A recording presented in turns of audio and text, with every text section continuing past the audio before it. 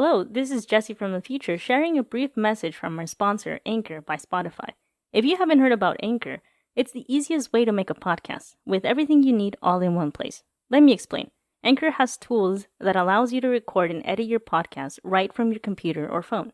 When hosting on Anchor, you can distribute your podcast on listening platforms like Spotify, Apple Podcasts, and more.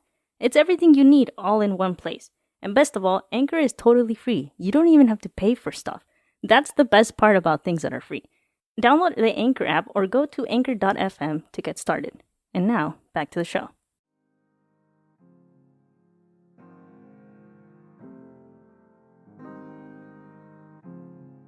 Before we start the show, we want to ask you, the Disconnected family, to please share the show on social media and invite friends and family to listen. Enable the notification bell so you never miss an episode, and please rate us with 5 stars wherever you're listening to us right now to keep this awesome show going. Might as well do it right now, that's fresh on your mind, right? We thank you and appreciate you. Enjoy the show.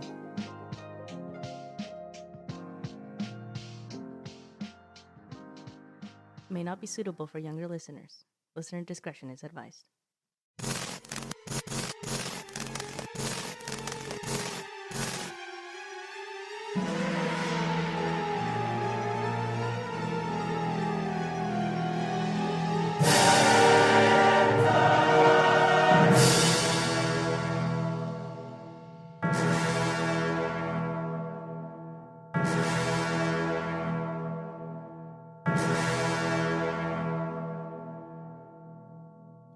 Welcome back, Disconnected family, to another edition of the Disconnected podcast. As always, I am your host, Angel. And I am your host, Jesse. And today's episode is brought to you by the quote of the day.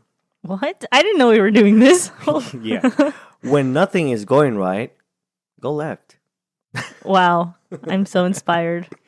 Yeah, and if you think nobody cares about you, try missing a couple of payments. Well, that's true. Yeah. That's true. So welcome back to another edition of the Disconnected podcast. Today, we are going to be talking about The Lululemon murder. the Lululemon murder. And I had heard about this murder case on a podcast called Morbid. Shout out. Shout out to Morbid. Pretty cool podcast. I was obsessed with it when I was in college. Mm-hmm. So I heard about this murder case like 4 years ago. And for some reason, it stuck with me. Like, I remember it perfectly. Well, not perfectly, but I think about it all the time. Yeah. So what is the Lululemon store? Okay, so on the morning of March 12th, 2011, manager Rachel Wortley arrived at the Lululemon store around 8 a.m. to start preparing for the next day. To her surprise, when she entered the store, the door was open and the lights were on. She was upset that the employees who worked the closing shift forgot to close properly. And I get this because whenever I have to open where I work, if the closing shift did a terrible job, I'm angry. I'm like, it's dirty. What did they do all day? Did they just sit around and then just close the restaurant and not clean it? And imagine that literally what they did. Yeah. So I would understand why she was upset. Jana Murray and her coworker Brittany Norwood were working the closing shift. Both were due to finish at 9:45 p.m. and Jana had the keys and was responsible for closing the store. Okay. So she was pretty upset at both of these workers. Okay. Then she noticed the store was completely trashed. Merchandise was on the floor. She felt in her gut that something was not right. The store was in complete disarray. When she called to see if anyone was in the store, she heard faint moans, so before Rachel even checked, she frantically ran out and called 911. While calling 911, she noticed an Apple Store employee looking at her. The Lululemon store shared walls with the Apple Store. She got out and, like in all Apple stores, people were lined up outside waiting for opening time. Yeah, there's always a bunch of people in there. So it would make sense why she would when she sees a line of people and bunch of people, it would make her feel safe to go run there and ask for help. Yeah, when Rachel went to the Apple store, everybody just looked at her like, what's going on? Because she looked very, very concerned. Well, yeah, obviously, if you walk into your job and everything's trashed, you're like, something bad happened here. Yeah. They didn't just not do their job. they couldn't because something happened here. Yeah. So Ryan and Rachel, Ryan, I'm assuming, was the Apple Store employee. Neither of them knew each other, but she asked him to come back to the store with her, and he agreed. Ryan walked to the back of the store and saw a body lying face down and saw another person tied up, but still alive. So the police arrived and went to the back of the store where they found Jana's body and found Brittany alive in the bathroom.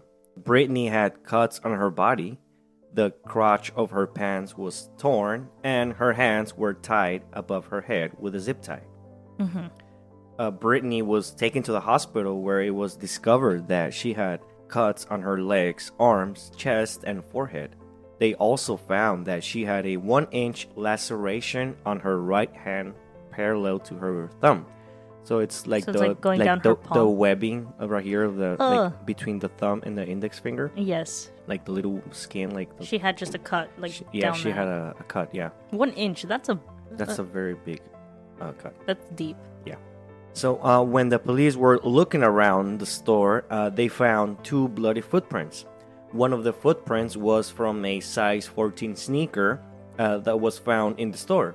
So the police also looked at the store safes and found that they were empty. From this, they concluded that a robbery had also taken place. So the police spoke to Brittany at the hospital on March 12. She told police that she and Jana were working the closing shift and closed the store, then parted ways. Then when suddenly Brittany realized that she had forgotten her wallet after she got into her car. So she called Jana and asked her to meet her at the front of the store. So Brittany said that when she and Jana got there, 2 men in ski masks followed them into the store and tied them up. The only description Brittany gave them was that one of them was tall and the other one was short. So she did not see the skin color of the man, but said they sounded white. Okay. Yeah. So at this point, the police are just like, this is a break-in. Yeah. And it went wrong because they didn't expect workers to still be in there. Yeah. Okay. She said the man sexually assaulted both of them, but Jana resisted, so they beat her and stabbed her to death. Damn. Yeah. Brittany told the police she had been raped, and the man used a clothes hanger to assault her. 2 days later, police spoke to Brittany again when she was at home, and she told police that the reason the man who attacked her didn't kill her was because she was, quote-unquote, easy to fuck. So she claimed that one of the men told her this, and she told police the man pushed her against Jana's body. They abused her and called her, quote-unquote, dirty little slut, and used racial slurs. So this is like intense. Yeah. This is a traumatic experience for both of the women that were there. Yes. And it makes sense because of the way they found the store, right? Yeah. On March 16, police called Brittany to the station because they needed samples of her hair and fingerprints so they could remove her from the crime scene. While Brittany was at the station, she was asked if she knew what Jana's car looked like, in which she responded no. The following day, Brittany's brother Chris and sister Marisa called the police and told them they had information that Brittany was too afraid to talk to the police early in the investigation. Brittany's brothers told the man allegedly forced her to move Jana's car into a parking lot before she was sexually assaulted. Now, that's where things started to fall apart. Like, well, what do you mean? So, the police were like, we asked Brittany if she knew what Jana's car looked like. And she said no. And now you're telling us that she moved the car? Yeah. So, after hearing this, the police decided to set up a meeting with Brittany to hear her accounts of this whole other situation. So this was all new information, so the police needed to talk to Brittany to hear her side of the story because she previously said she didn't know what car Jana was driving at the time. Yeah, so she said, no, I don't know Jana's car. And all of a sudden, she was told by the people who assaulted her to move the car. Police were like, whoa, what's going on here? So yeah, we gotta talk to Brittany to just sort this out because it's not making sense anymore. So now we're gonna dive into the investigation with more detail, More meatball. with a little bit more meatball. So Brittany met with the police and told them she was forced to move Jana's car. She told them she went alone to move the car, but the man said they knew where she lived and that if she tried to run away or call for help, they would kill her entire family. So she went and did as she was told. First of all, you're telling me that you let the girl you had kidnapped move the car without any supervision? Yeah. So how shitty of a criminal are you? Like keep in mind that there are two men here. Yes. I mean, neither of them could go with Brittany to supervise her or just keep an eye on her. Yeah, and they didn't expect her to be like, oh, I'm going to get in this car and go get help. Yeah, exactly. So, I mean, they trusted her. Yeah, like, here are the keys. Make sure you come back by 10. Your Yeah. curfew is 10. Please come back by then. Yeah, I mean, what if instead of turning left, she turns right and escapes, like, in a car? Yeah. Like, are the idiot thieves going to run after the car? Yeah, they are they are the Flash, so they can catch up to a car. So, what Brittany is saying doesn't make sense. If it is true, of course. Mm-hmm. I smell bullshit. What's the smell? So, the police stopped her during the explanation and told her that they did not believe her because the evidence they had from that night did not corroborate her story. Obviously. Yes. Yeah, so the story didn't make sense either with the statement she made that night of the murders. So this is where things kind of get a little fishy. You know, Yeah, just they don't add start up. like, okay, Brittany, you need to settle down. You need to tell us the story, how it actually went, Right. because none of this makes sense. No, like first of all, the coroner found a large size 14-man sneaker hitting at the crime scene. So it was the perfect combination with the bloody footprint. So the sneaker had bloody stains on the shoe, but not the sole. The sole was clean. Maybe they wiped the shoe before they ran away and threw it into the store. Yeah, they washed it. Like, Yeah, they're like, you know completely. what? The sole, I like my soles clean. Okay, the rest of the shoe can be messed up, but my soles, they need to be. Yeah, I'm just gonna leave the blood on the whole shoe, but no, I can't. The sole is So it's I can't. it's gonna Can't do it. bother me all day. So, second, the bloody footprints were only found in the store with no trace outside. So, did the attacker put on the shoe from the store and then left barefoot? Yeah, that's what you do when you commit a crime. You leave your clothes Yeah, behind. because you have, yeah. You just undress, you get naked and run away. And just run away. And then, so Brittany's injuries were superficial while Jana suffered fatal blows. So that's another things that the police were like, like, you Yeah, know, like they. how come Jana, she got like the worst part of it and you just got superficial cuts? Like, what is that? Like, you know? Like, what is. That doesn't make any sense. Yeah, and another point, her wounds were all straight and the same depth, indicating that she didn't twist or turn during the attack. So she like, stood perfectly still, Yeah. T-post position. Just And she's don't- like, yeah. go for it. Don't move. I won't move. Just go for it. Yeah, and make sure all the cuts look the same and it looks like it didn't resist. Yeah, but beat the shit out of her. Yeah, but kill her. I mean, What? yeah. So also, according to Brittany, she was unable to see the aggressor's skin color, despite being so close to him, and the ski mask generally exposed the area around the eyes. I just imagine it being like the tiniest holes for their eyes. And the tiniest like mouth like hole, like we're here to rub you. You just don't move, okay? What? Because I can't see. Because I can't see. My brother bought these masks and he's an idiot.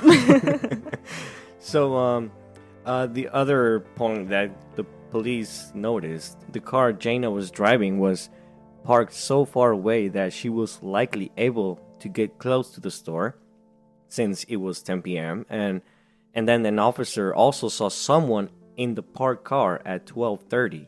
So there was an up when Like when 2 hours of just Yeah. nothing? Like we don't know where Brittany is or Yeah. Jana? Yeah. So in Jana's car, they found blood smears and DNA from Brittany and Jana, and Brittany's bloody hat was also found in the back seat. So how did both of them get to the car?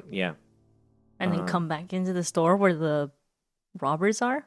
Do you get that? That doesn't make sense. That's why. Yeah, that doesn't make sense. So they're like, oh no, they're robbing us. Go move the car, both of you. Okay, we'll go move the car and come back so you can finish the job. What? Yeah, bullshit like that, like I said. Yeah, exactly. So the police began to think that obviously Brittany organized the robbery and caused her own injuries to cover up the fact that she brutally murdered her coworker Jana. So when the police started investigating Brittany and tried to find evidence to prove the theory that she set it all up, they discovered that Brittany had a bad habit of stealing. Uh-oh. Yeah. So she stole from her high school classmates, she stole from her hairdresser, and she was stealing from Lululemon. Where they were working. Yes. The Lululemon managers were well aware of Brittany's theft tendencies and were trying to get her fired, but the process of firing an employee was very difficult, so especially without airtight evidence. Yeah.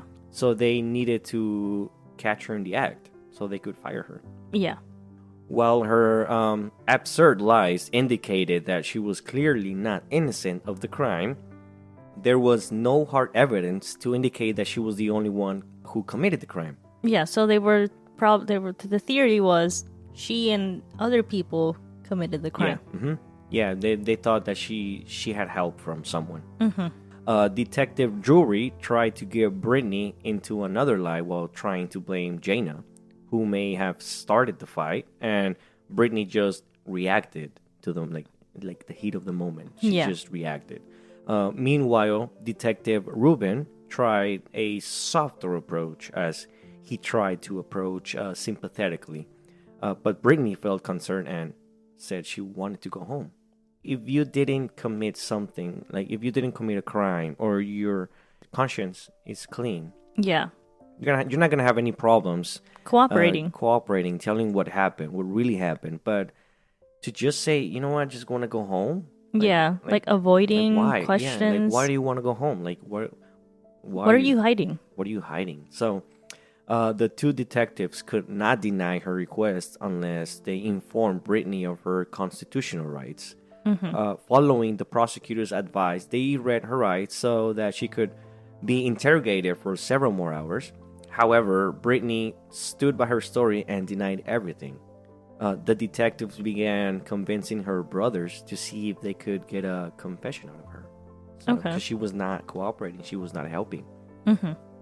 So they explained that their little sister's story didn't add up by showing the photos of the evidence against her, and Brittany's saliva was also found on her tie. While her brother Chris also found that her story had too many holes, he didn't want to turn against his little sister. Well, yeah, when your family members caught up in that, you want to deny that she did anything. Yeah, because you're it's my family, and I don't think she's capable of doing stuff like that. Yeah, like if you were in that situation, I would be like, hey, but it's Jessie. Like, yeah, like why would she do that? Why would she do that? She just seemed very nice. Yeah, you don't know. She just you never know. Ended up being a crazy bitch. So I mean, I get the brother Chris, because it's his little sister, so yeah, he figured he still had a chance to get Brittany out of the station as long as she didn't admit to anything. When he was alone with Brittany, he immediately asked her if she had done it. She didn't deny nor confirm it. So usually when you omit an answer, it means yes. Yeah. So she just said that she didn't want to talk about it there. I wonder why. Yeah. She repeatedly asked if they were being recorded, and ridiculously, Chris was convinced that they would not be recorded in an investigation room. Like, really? Hey, we're going to throw you into an interrogation room, and you're going to talk it out. But don't worry, we're not looking, we're not listening. Yeah. So, it's soundproof, so... Yeah, you see that mirror over there? It's not a two-way mirror. It's just a mirror. It's just a mirror. Just a normal mirror. Yeah, we're not staring at you through it. Chris believed that even if they were recording devices in the room, it cannot be used in court. Although, actually, they can. Yes, you are in an official office. being ran by interrogated. police in an interrogation room. Obviously, you're going to be recorded, and obviously they can use that as evidence in court Yeah. because you are in a governmental building. But maybe what Chris was trying to do is convince her that they weren't recording the conversation, so she would say something. Oh, maybe he lied to her because he wanted to hear the Yeah. truth. He's like, I don't think she's capable of doing it. I want her to say she didn't do it because I'm just scared. Yeah. In another room, the prosecutor was listening to everything, obviously, including Chris, who mentions that Brittany can't plead insanity as she has talked to too many people, including counselors. So it also taught Brittany how to lie better, as she had a tendency to look down whenever she lies. People have their tells whenever they're lying. Some people look away. Or someone just starts like moving their leg very, very rapidly, or, Little ticks that Yeah. you're like, okay, this person is lying. Yeah. So when Marissa, the older sister, joined them, Chris told her that Brittany had admitted it to him, that she committed that crime, that she killed Jaina. Yeah. So that night of the crime, Jaina caught Brittany stealing a pair of yoga pants during a routine bag check. It was in her bag, and Brittany had no receipt to prove her purchase. The manager who supposedly cleared the transactions and the computer had no record of this transaction either. Yeah. So she stole it. Yeah, so she stole it. She just told Jaina, oh yeah, the manager cleared it. So they checked the computer and there was no record of it. That night, Brittany lured Jaina back to the store. Despite asking for mercy, the judge denied her a reduced sentence. It was a well-meditated murder, and after each hit, she could have stopped. But you didn't. But she didn't. Yeah. So she was sentenced to life in prison without the possibility of parole. People are freaking sick, man. Yeah, I know. So, making this more tragic, on the night of the murders, Jaina Murray was not supposed to be working. She was covering a shift for another manager. Yeah. Like, bro. How shitty is that, dude? Like, you're not even supposed to be there that night. no, you were doing a nice thing for one of your coworkers. You were just covering for someone, and when the manager heard what happened, yeah, she probably felt. she was like, holy shit, that could have been me. Yeah, exactly. But it wasn't. And it is what it is. The thing is, if people steal, sometimes they do it out of like necessity. They are in a bad place economically and stuff like that. But then there are people who, if you're caught stealing, there's no excuse for you to murder someone you know, or even a stranger. I mean, it's just... There's no excuse for it. She killed Jaina for a freaking pair of yoga pants. Yeah. Like, are you freaking kidding me? Like, how much are they? Like, what? Lululemon is pretty expensive. Yeah, but what? But either way... $40? $50? You killed someone for $50. So you're going to jail for life for $50. Yeah. And you can't give someone back their life. You idiot. It's insane. I hope she freaking rots in hell. I hope she rots in prison and then in hell. But yeah, it's just sick. And I don't know. No, there's no excuse. Unless it's self-defense, there's no excuse for you to murder someone. No. For any reason. For any reason. Especially a pair of Lululemon yoga pants. So we're going to jump into the portion of the evidence. According to the prosecutor's evidence, Jaina and Brittany left the store and returned 15 minutes later. However, after they initially left the store, Brittany called the other coworkers asking for Jaina's number. When the two returned to the store, Brittany brutally murdered Jaina. Prosecutors found that all of Brittany's injuries were superficial and there was no evidence of sexual assault. But Jaina's injuries, on the other hand, were extremely brutal, and she had suffered a vicious beating. Oh, man. So this is insane how she planned this. This wasn't a in the heat of the moment thing. Well, she had time to think about, like, how am I going to get out of this? Yeah, I mean, I'm not defending Brittany, obviously, but maybe things got out of hand. You know? Maybe she wasn't planning to kill Jaina. No. But maybe Jaina the situation got very heated, and Jaina threatened Brittany, obviously, that she was going to tell the managers. And then she was probably going to get arrested. Yeah, and maybe she just started pushing her, and then Jaina reacted to it, and that's how things... Yeah, but also, there's 15 minutes there where Brittany could have thought of anything else to do. Yeah. Anything right. else. Mm-hmm. And she landed on murder, Yeah. which is insane. There's no excuse There's for no that. excuse for that. Yeah. So the prosecution said evidence showed Brittany broke Jana over the head with a foot-long metal bar. Oh, man. That was part of the merchandise rack. Holy shit. Dude.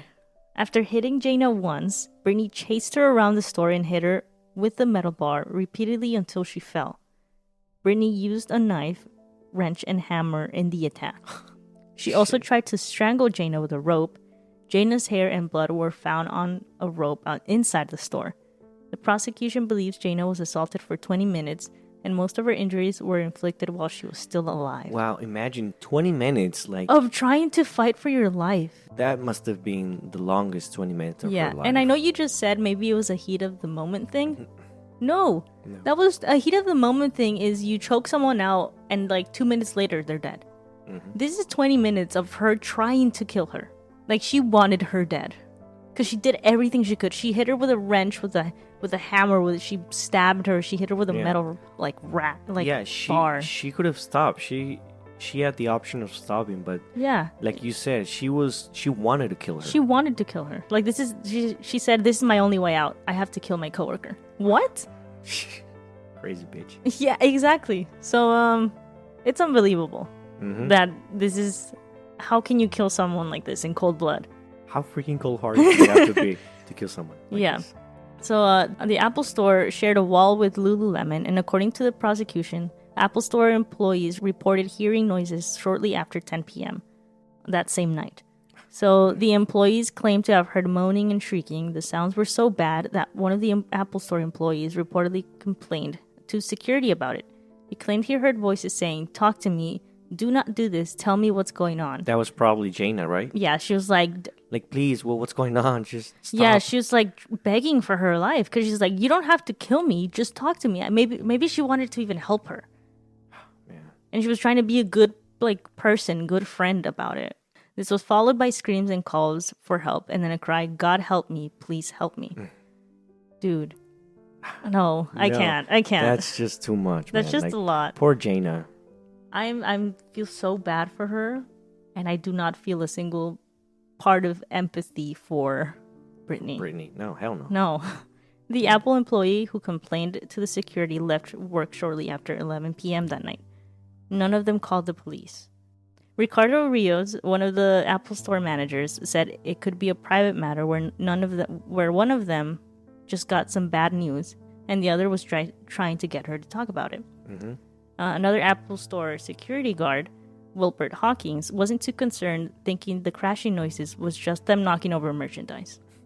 The lack of action could possibly be due to the bystander effect, which is true. If you see something going on, like someone faints in the street, there's a group of people, they all think, okay, someone's going to call 911 and go help this person. And then no one does. You always expect that, right? You always expect someone else to do what is supposed to be done. What you're supposed to be doing at the time. Yeah.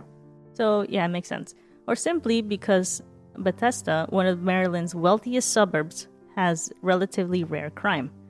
They were located in Bethesda Row, a street that is lined with high-end luxury stores, and at the time of the crime, there were still passerbys on the sidewalk. So it's just like a normal day. It was just a normal day. It was a normal night. And people were like, maybe it's just they got bad news and maybe clothes fell in the store. I'm going to go home and go play video games and eat pizza. Yeah. It's like a normal... and I get it. You don't think someone's getting murdered. That's never the thing you think about. That's the last thing you're going to think about, right? Like, oh, someone's getting murdered. Like, that's the last thing you think about. You don't think someone's getting murdered in the store next to them. You think maybe they're just, they're having a bad time and maybe someone fell and knocked over clothes or something. But also, maybe if you hear that much like ruckus going on, you're going to go check on it, right? Yeah, because, there's a point that you just maybe, okay, like for me, if I hear that so much noise and merchandise getting tipped over and screams and moanings and shrieks, that would be like, whoa, hold on. All right, this is not just an ordinary argument. Like something bad is going to happen here. And there was security at the Apple Store If you're security, your job is to go see if everything's secure. Yes, yeah, you had one job. You had one job. Even if it's not your store, you're gonna go check on, like, maybe he probably saw the girls working there. He's like, okay, these are 2 women alone in the store. There could be someone in there breaking in, and let me go check on them. But no, they're like, oh, everything's probably fine. So yeah, they didn't do anything about it. No, they didn't do anything about it. They just heard all the commotion going on next door, and they didn't do shit about it. So that's common sense, but not really. I know. I get why they probably didn't get involved, but at least they could have called someone. They could have said something about it. The police, another store. They could have checked them. I don't know. They could have done something. This easily could have been avoided. But they just stood around and they're like, okay. And okay, so everything started at 10, like the commotion and stuff. Yeah. An employee left at 11 p.m. That's an hour of you hearing repeated noises and something going on in the store next to you, and you don't do anything about it? So they heard like a metal bar smashing Against something. And screams. And they just said, oh, that's my shift. Well, let me clock out. Yeah. I'm gonna go play Halo now. Oh, man. They should have called the cops and... They should have done something. Yeah. So But- what's the worst that can happen? Like, just a false alarm? You know, Yeah. but that's it. Yeah, like I heard noises. Maybe even a noise complaint. Like, there's too much noise next, and it's late. Can you please, the police, help? Yeah. There's too much noise. Can you go check it out? Yeah, all of this could have been avoided. Yeah, there was 20 minutes of something could have been done to help Jaina, and they didn't do anything. Wow. And 20 minutes of Brittany being able to stop and being like, okay, this is wrong. I shouldn't be doing this. But she was just insane. She was just a cold-hearted killer. So she wasn't going to stop. So, It is what it is. yeah, unfortunately it happened, and we can't really do much about it other than say we're sorry for Jaina and her family, and The security guard, he needs to be fired. all of those employees should be All fired of them. from, like, humanity. Yeah, I mean, how Have stupid... a little bit of humanity in How you. stupid do you have to be to not call the police? Exactly. Like, it's common sense. You feel... right away, you can feel that something's not right. Yeah, but then again, bystander effect, it's a real thing. And people sometimes just don't do anything about it. And things like this happen because of it. So we're going to move now to the autopsy. The medical examiner who performed Jaina's autopsy, named Mary Ripple, told the court that there were 331 wounds on Jaina's body. Damn. Mary told the court that this was the most injuries she had ever seen on anyone's body, given that she had performed already over 3,000 autopsies before this. Holy shit. And 331 wounds on a body. This is... Like, she was tortured, dude. Yeah. This isn't just a quick shot to the head. No. This is someone... She took her time. She took her time. Dude. Ugh, I hate her. 105 wounds were defensive wounds. Jaina used her arms and legs to defend herself. Jaina's injuries included multiple cuts, abrasions, bruises, and stab wounds. Mary confirmed that Jaina was alive during most of them. Oh, shit. Yeah, so... This is just a girl fighting for her life. Yeah, she was fighting for her life. She was just like covering her head, her face. Yeah, she was and 105 of those wounds were defensive. A little below half, like a third Yeah. of the wounds were defensive. Mary went on to explain that Jaina had 6 blunt force injuries to her head and another blunt force injury that crushed her skull. Shit. So she suffered. She suffered a lot. Yeah. Imagine all the agony, like the pain she went through. Yeah. Hit after hit, like. And you don't understand what's going on. I mean, there's probably a point that you keep getting hit and you just don't feel anything, I guess. I mean, There's so much adrenaline going through your body. There's so much pain and adrenaline in your body that you just feel something hitting you. She was probably not conscious anymore. Like, she was alive, but she was like... She was just fighting to stay awake or something. Yeah, and also her strength. at some point, it sucks because it was such a long time that Brittany was doing this to her that she's like, I'm going to die. I like, maybe the first minutes you're like, okay, I can get out of this. But after that long, I would have given up and been like, I'm going to die here. So it was on a time span of 20 minutes that Brittany was torturing Jaina, right? So imagine those 20 minutes. She came with the metal bar. She hit Jaina, and then she would stop, and then she would go get something else from the store to hit her again. So imagine. She's like, I need to find something to kill her with, and I can't kill her with any of these. She's fucking evil, man. Yeah, that's evil incarnate right there. The injuries to her skull caused bruising to the inner part of her brain. Mary told the court that the types of injuries Jaina sustained were injuries that could only be inflicted with tremendous amount of force. This type of injury could be found in victims of a fatal car accident. Jaina's skull was fractured and her spine was severed by a wound that extended across her neck. She also had stab wounds to the shoulder, one to the lower back, and 2 to the back of the neck. She also had ligature marks on her neck that suggested she had been strangled. The injury that ultimately caused Jaina's death was a knife wound to the back of her neck that pierced through her brain. According to the medical examiner, Jaina's death was extremely slow and painful. Wow. Yeah. I don't even know what to say to that. You can't say anything because it's just brutal and... I'm just picturing everything, dude. Like... Yeah, exactly. Very gore, very... It's just, I feel terrible.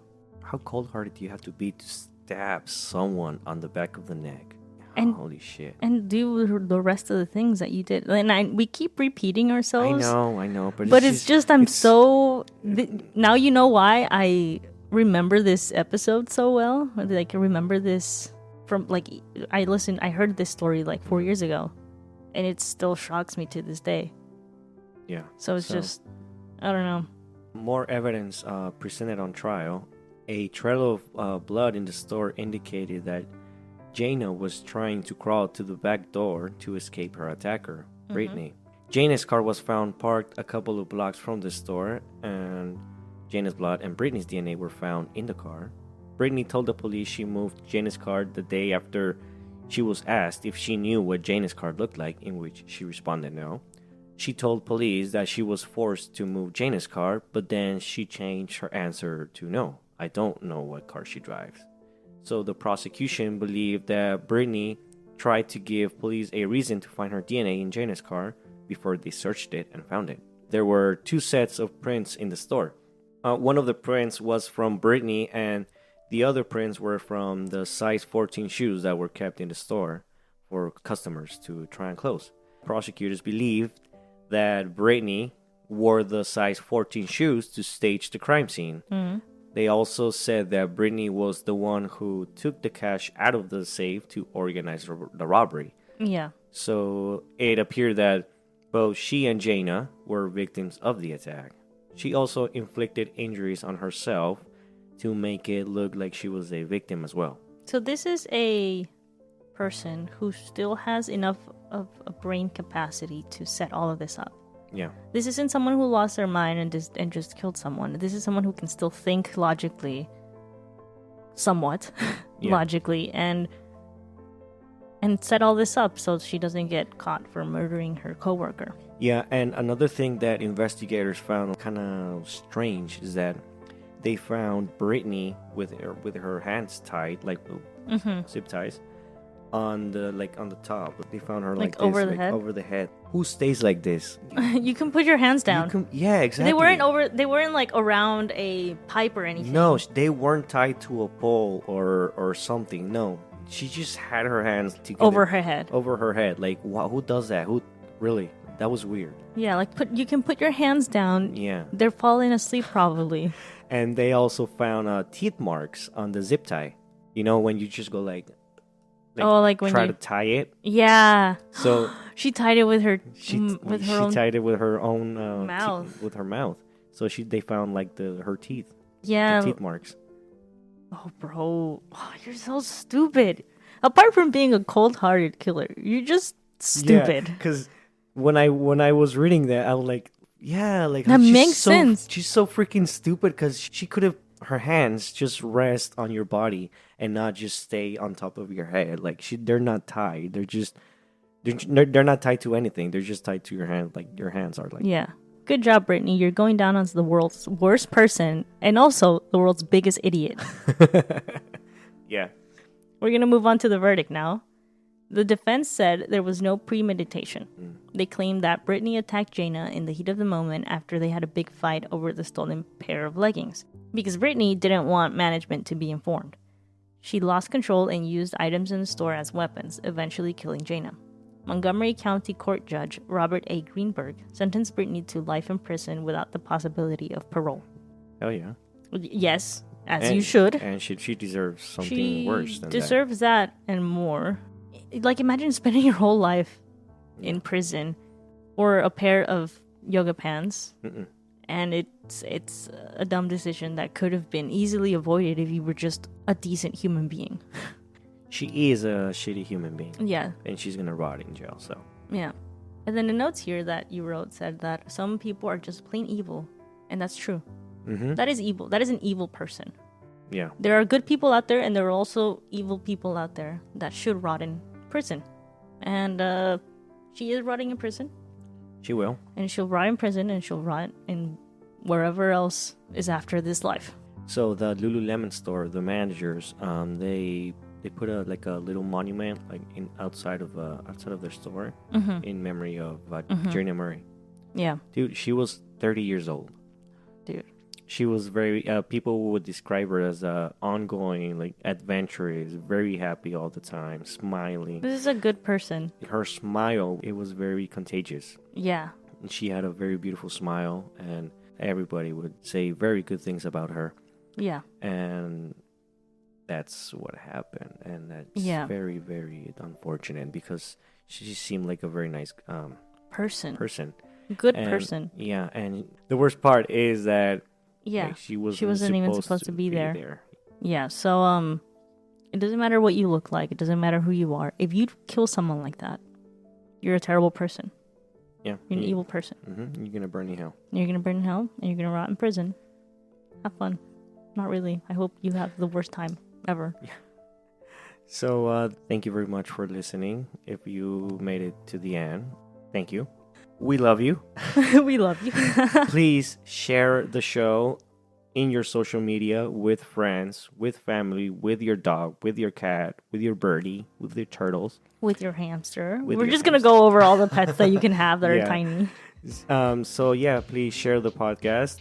We are growing little by little. Yes, we are seeing listeners pop up all over the place. Yeah. So it's kind of crazy. Greece, India, Mexico, US, Canada. Where else? We're not bragging. No, we're not bragging. Shout out to listeners, I think in Germany. I think that was our first listener in Germany that was not here or Mexico. Germany and Canada. Yeah. Yeah. Shout out to Germany. So we're gonna upload episodes in Spanish as well. Shout out to our Hispanic listeners. We love you. Maybe we're gonna do 1 week we're gonna do in English, and then the following week we're gonna do in Spanish. We haven't decided yet, but we're gonna have a Spanish episode as well. Yes, so be on the lookout for those. And if you want to, learn Spanish, you can. And if you don't speak Spanish, you can just listen to our podcast. Yeah, and we sound very different in Spanish. Yes, we made this discovery last week that my voice just sounds different. Yeah. And if you guys haven't heard the Hotel del Coronado episode in Spanish, check that out. On Spotify and on all major platforms, including Amazon Music, Audible, TuneIn, and all the good stuff. Everywhere you listen to podcasts, we're there. Yes. So thank you for listening. I'm your host, Angel. And I'm your host, Jesse. See you next time. Bye. Goodbye.